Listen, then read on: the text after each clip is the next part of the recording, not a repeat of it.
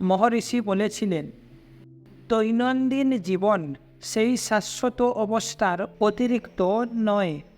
যতদিন গতানুগতিক জীবনকে আধ্যাত্মিক জীবন থেকে পৃথক কল্পনা করা হয়, ততদিন এরূপ অসুবিধা হয়। আধ্যাত্মিক জীবনকে যদি ঠিকভাবে বোঝা যায়, তবে কর্মময় জীবন তার থেকে অতিরিক্ত নয় জানা যাবে। মন কি মনকে একটা বিষয় রূপে খুঁজে পেতে পারে? মনের ক্রিয়ার মূল উৎস খুঁজে পেতে হবে, সেটাই সত্য। চিন্তার প্রতিবন্ধকের জন্যই আত্মাকে জানা যায় না। চিন্তা থেমে গেলে আত্মা অনুভূত হয়। ভক্ত। গীতায় লেখা আছে, সহস্রের মধ্যে একজন সাধনায় সিদ্ধি লাভ করে।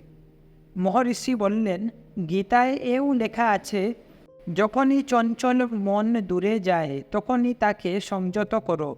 মন দিয়ে মনকে দেখো। ভক্ত। মন কি একটা উপাধি? মহর্ষি, হ্যাঁ। ভক্ত। দৃশ্য জগৎ কি সত্য? মহর্ষি, দ্রষ্টা যেরূপ সত্য এটাও সেরূপ। জ্ঞাতা জ্ঞান ও জ্ঞেয় নিয়ে ত্রিপুটি হয়। এই তিনের অতীতে একটা সত্য আছে, এরা আসে ও যায়, অন্য পক্ষে সত্য শাশ্বত। ভক্ত। এই ত্রিপুটি সম্ভব অস্থায়ী মাত্র। মহর্ষি, হ্যাঁ।